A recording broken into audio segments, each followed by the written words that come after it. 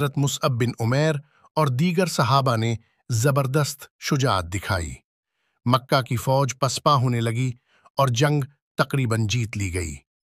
اصل موڑ: تیر اندازوں کی غلطی۔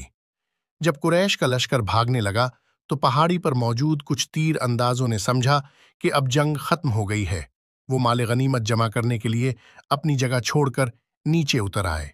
صرف چند صحابہ رسول صلی اللہ علیہ وسلم کے حکم پر اپنی جگہ پر قائم رہے۔ یہی غلطی دشمن نے کام میں لائی۔ خالد بن ولید، جو اس وقت مسلمان نہیں ہوئے تھے، نے پہاڑی خالی دیکھی اور پیچھے سے حملہ کر دیا۔ مسلمان گھیرے میں آ گئے۔ دشمن کے اچانک حملے نے مسلمانوں کو مشکل میں ڈال دیا۔ جنگ کا نقشہ بدل گیا۔ اسی دوران حضرت حمزہ شہید ہوئے۔ مسلمانوں میں انتشار پیدا ہوا۔ کچھ لوگ تو یہ تک سمجھ بیٹھے کہ شاید نعوذ باللہ